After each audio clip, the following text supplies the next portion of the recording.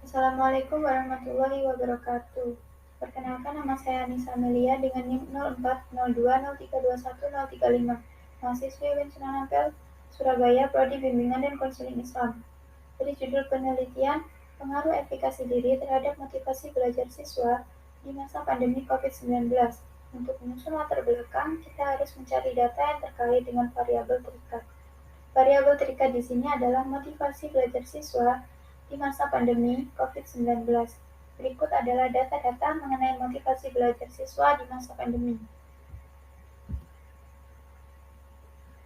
Data variabel terikat.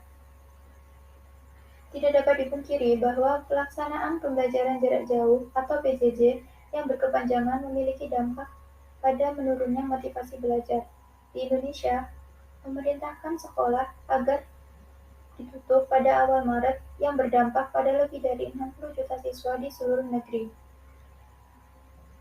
Berdasarkan survei yang dilakukan oleh UNICEF pada bulan Mei hingga Juni 2020 melalui kanal YouReport, telah menerima bahwa lebih dari 4.000 tanggapan dari siswa di 34 provinsi.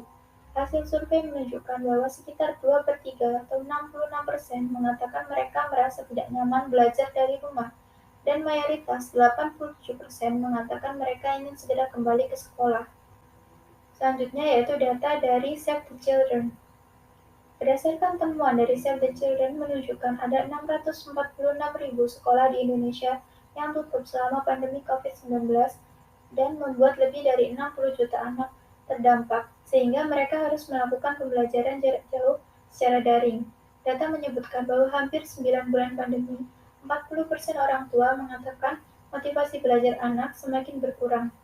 Menurut Deputi Chief Program Impact and Policy Save the Children, Tata Sudrajat, penyebab utama anak kehilangan motivasi belajar yaitu 70% disebabkan karena bosan, terlalu banyak tugas, metode belajar kurang menyenangkan, tidak ada interaksi dan berebut fasilitas. Masalah lainnya yang ditemukan selama PJJ yaitu 20% orang tua mengaku kesulitan menyediakan bahan belajar untuk anak.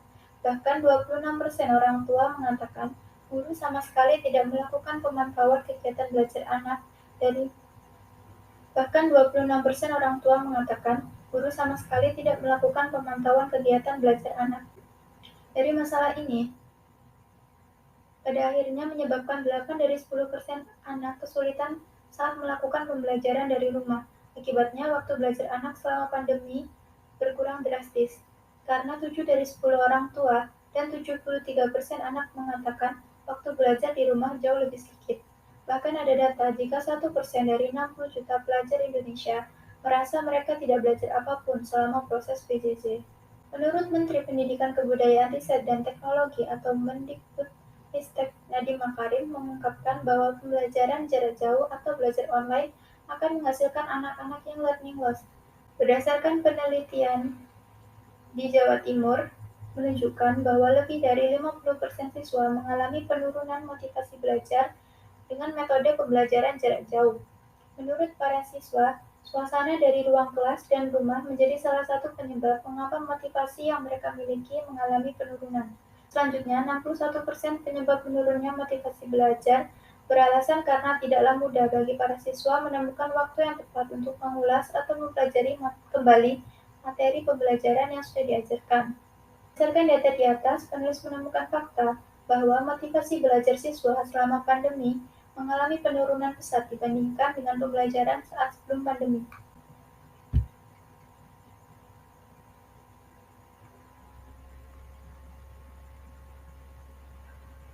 Selanjutnya adalah definisi dari variabel terikat, yaitu motivasi belajar.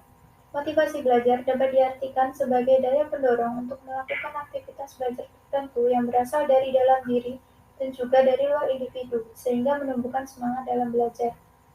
Menurut Sarjiman 2011 menyatakan bahwa motivasi belajar sebagai keseluruhan daya penggerak dalam diri siswa yang menimbulkan kegiatan belajar yang menjamin kelangsungan dari kegiatan belajar dan memberikan arah pada kegiatan belajar sehingga tujuan yang dikehendaki oleh subjek belajar dapat tercapai.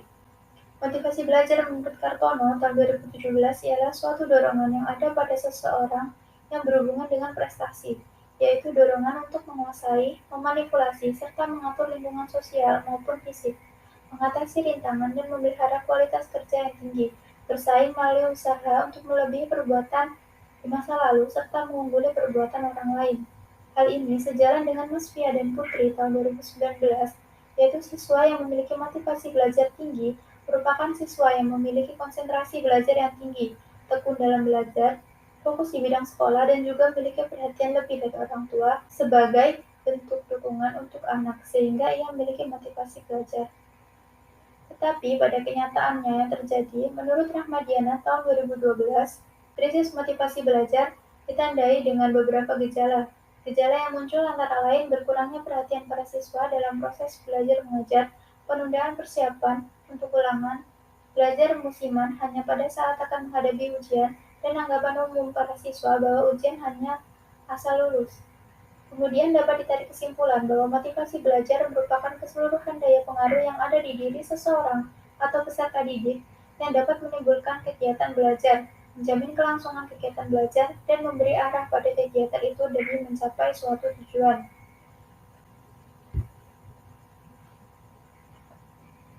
Yang selanjutnya adalah faktor penyebab dari variabel terikat, yaitu menurunnya motivasi belajar. Selama pandemi COVID-19, proses pembelajaran dilakukan dari rumah, sehingga penurunan motivasi belajar dapat berpengaruh dari beberapa faktor.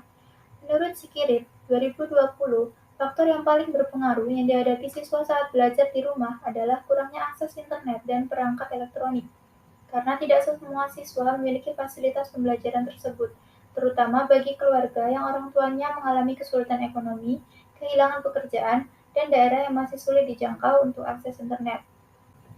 Selanjutnya yaitu dampak dari penurunan motivasi belajar. Rendahnya motivasi belajar siswa sering dianggap sebagai penyebab rendahnya kualitas lulusan sebuah sekolah.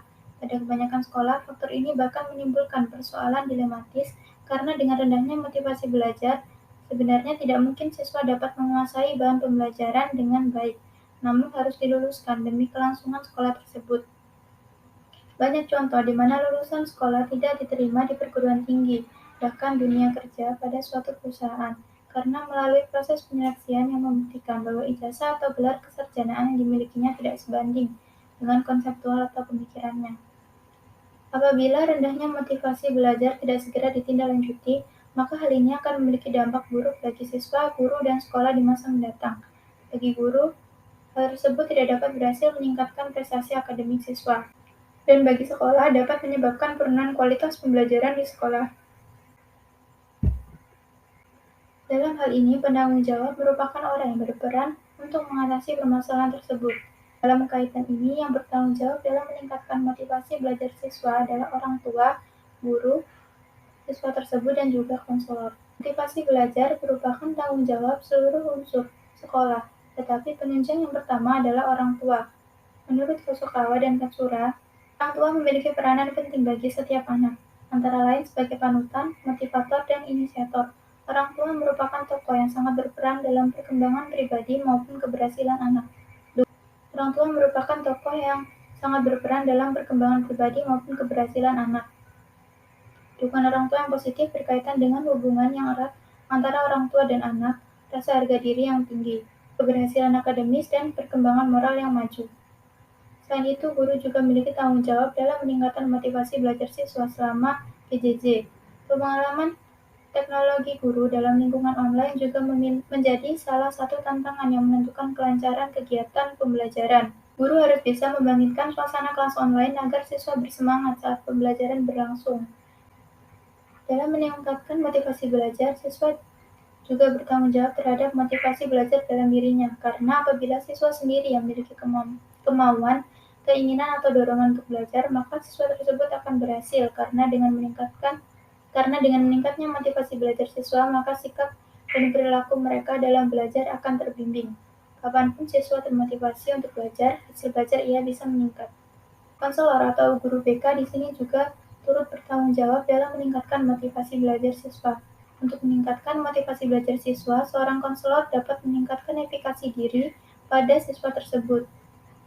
Kemudian, dapat melakukan teknik konseling agar efikasi diri siswa meningkat, sehingga meningkat pula motivasi belajarnya.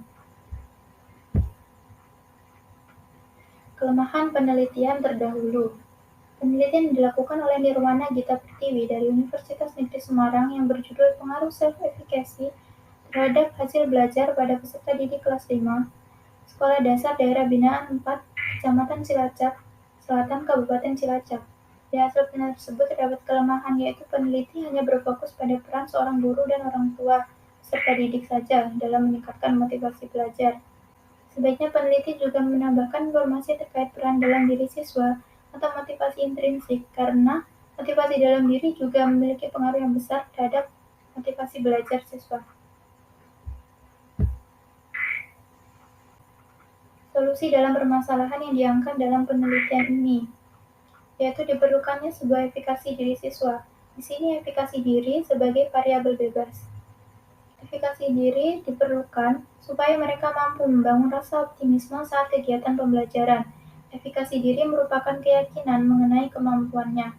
Efikasi diri digunakan untuk mengacu pada keyakinan perihal kemampuan seseorang untuk mengorganisasikan dan melaksanakan tindakan untuk pencapaian sebuah hasil. Efikasi diri sangat menentukan seberapa besar keyakinan mengenai kemampuan yang dimiliki oleh setiap individu untuk melakukan proses belajarnya sehingga dapat mencapai hasil belajar yang optimal. Selanjutnya, yaitu definisi efikasi diri. Menurut Damiati dan Mujiono, tahun 2006, menjelaskan efikasi diri merupakan keyakinan individu terhadap kemampuan yang dimiliki untuk mengendalikan seluruh kehidupannya, termasuk perasaan dan kompetensinya. Siswa yang memiliki efikasi diri tinggi cenderung memfokuskan perhatian dan usahanya pada tuntutan tugas dan berusaha meminimalisir kesulitan yang mungkin terjadi. Efikasi diri merupakan faktor memengaruhi motivasi belajar siswa. Menurut Bandura dalam Alwisol, efikasi diri adalah kepercayaan atau kemampuan dalam menghadapi situasi sulit serta hambatan yang sulit. Seseorang yang memiliki efikasi diri tinggi termasuk sebagai orang yang mampu berpikir positif, yaitu jika dirinya punya efikasi diri rendah, maka akan sulit dalam menghadapi masalah dan cenderung akan menyerah. Menurut Bandura dalam Suryani, teori efikasi diri juga dikenal sebagai teori kognitif sosial atau teori pembelajaran sosial, mengacu pada keyakinan individu bahwa dia mampu untuk melaksanakan tugas. Selanjutnya itu prinsip yang digunakan untuk meningkatkan efikasi diri. Dalam meningkatkan efikasi diri, konselor bisa menggunakan salah satu teknik konseling, yaitu dengan menggunakan teknik self-instruction. Teknik self-instruction merupakan salah satu teknik yang terdapat dalam pendekatan cognitive behavior modification yang dikembangkan oleh Menchanbaum. Inti dari teknik ini adalah membangun kembali sistem kognisi konseli, namun terpusat pada pola verbalisasi overt dan covert. Sedangkan menurut Jones, self-instructional training merupakan suatu usaha yang dilakukan oleh terapis atau konselor untuk melatih konseli agar dapat mengganti pernyataan negatif tentang dirinya dengan pernyataan positif yang berorientasi tugas yang memfasilitasi coping.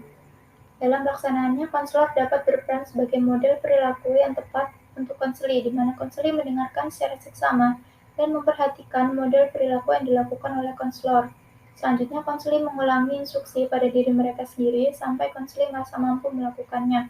Untuk mempermudah, konseli dapat mencatat harapan positif mereka pada lembar kerja selanjutnya. Rumusan masalah dalam penelitian kali ini yaitu bagaimana pengaruh efikasi diri terhadap motivasi belajar siswa pada masa pandemi COVID-19. Kemudian tujuan penelitiannya ialah mengetahui pengaruh efikasi diri terhadap motivasi belajar siswa pada masa pandemi COVID-19. Sekian dari penjelasan latar belakang. Mohon maaf apabila ada salah kata. Wassalamualaikum warahmatullahi wabarakatuh.